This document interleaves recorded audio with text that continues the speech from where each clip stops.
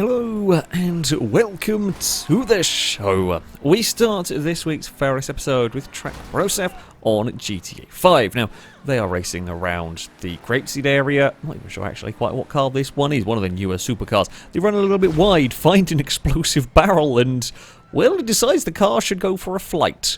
It is quite an impressive flight, I have to say. That is well launched across the village. It's not the only flying car, though, we have today. Rolls-Royce 3 on Forza Horizon 5 is drifting around when they spot a truck that, well, hovers. Now, we've seen vehicles stuck on the top of buildings and trees. I've even seen a couple stuck on trees. I've not seen one before that is just floating for no good reason. Yes, it's just going to sit and hover over there. Although it's not just the AI cars that have problems on Horizon 5. No, this is Kimura. In fact, this was during a versus the community race a little while ago, where the cars spawned up in the sky. Now, normally when this happens, it does happen occasionally. Normally, after a few seconds, the vehicle drops down and they start racing. For some reason, Kimura's game decided not to do any of that and just left the BMW floating. I'm not sure why. They could see the race going on, just the map hasn't loaded properly and the car is stuck and it's not going to be going anywhere. Though that's not the worst. Well, it kind of is because you can't move, but BlackRock Stella has the ball of cars on Need for Speed Shift 2. This is everything. This is the player and all the AI cars. That's not how you do a grid. That's really not how you do a grid. The thing is, though, unlike with the BMW that was stuck floating and couldn't move, at least this does kind of drop everybody. It's not very well done, and there's a Veyron that's incredibly confused, and some cars going all which ways, but, I mean, they did get going, at least, one way or another. RC Cookie is up next on Circuit Superstars. Now, I love this game, it's fantastic, fantastic fun. With the AI, they do make the odd mistake, though, in their own little battles, and this time as they head through the chicanes, side-by-side cars up ahead, clonk the wall, car pings across, makes a mess, car with followed AI car nearly escapes the track, goes for a roll as someone else gets scooped and dumped in the way. Everybody lands on their wheels and can carry on. But yeah, had they not, I don't know, I presume there are probably invisible walls around the barrier, but that very nearly went out of the circuit. Speaking of going out of the circuit, one grumpy boy on GTR 2 gets things wrong, and that is a goodbye to the Porsche. Just on the sort of banking on the classic Monza circuit, ends up out too close to the fence, catches the side of the wall, and off goes the Porsche and falls through the floor for good measure. Kitchen Bear up next on the Crew 2, racing around with a McLaren P1. And, well, guess what? We're going to go flying again. This time runs wide, goes for a flip. Thankfully for them, the Crew's physics engine doesn't really like the car spiralling through the air, so it kind of landed on its wheels and could carry on without falling out of the world. KMC Blink up next on Live for Speed. I mean, you kind of can guess what might happen here. We've got a race with a bunch of Mr. Bean minis. Now, while very funny, everybody loves the Mr. Bean Mini, there is a downside. It's quite top-heavy, which, as you can imagine, AI is not exactly designed to deal with said top-heavy car. Might have a problem with falling over, and sure enough, 1, 2, 3 have gone. There's another one in the background, and further ones have slid in to this mess. Another one's fallen over. Everyone's now stacked up at the first corner while they're trying to avoid each other. A yellow flag does come out, which is probably needed.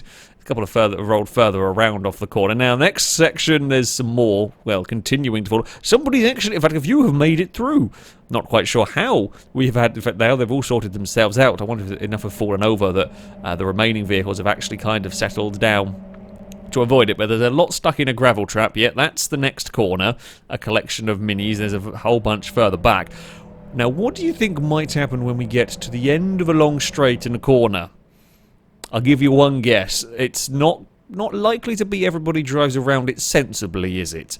No, the AIs haven't learned their lesson, and as we barrel into the next corner, and off starts the roll train. Yep, they're all gonna go over. This time, even with a yellow flag out, it's not enough to stop the AIs being derpy, and everyone's in a gravel trap. Oh dear. No, the Mini's falling over, it's kind of a little understandable. Up next we have Mike. Gets things wrong on Automobilista 2, out wide at Watkins again, and goes for a spin. Okay, it's a bit of a nasty shunt. However, the car, after the spin bounce off the wall, ends up, it's a little bit on the racing line, but only a wheel kind of on the circuit, and the AIs are all completely confused. As I said, a modded car that's always likely to be a bit top-heavy, you're kind of not surprised by the AI. Funny, but you're not surprised by the AI falling over. For this, we've got a massive car park going on because of a spun vehicle, that then there's a big shunt as well for somebody further back. I mean, it's barely on the track. You would have hoped that some of the AI could have figured out how to deal with it. I wonder if one AI, because one AI got stuck, had to slow down. It kind of made this concertina effect that no one was really in the right position to deal with it, but they've made a massive mess of this. In what was a relatively straightforward job for them, you would have hoped, or you would have thought. Most of the cars, at least, they had a shunt, but they got themselves going and figured it out, although two reversed away and just stopped. Of just dead enough. I don't know quite why, but they're just parked. There's nothing obstructing them. Hell, one of them's still even on the circuit. They didn't even get involved in the crash. They didn't really hit anything, so I don't think they're broken down. They've just given up the will to carry on, it seems. But there we go. Sticking with Ultimate Lister 2, and our final clip, we have Jord. Now, this is on a cooldown lap. There's not even racing going on here.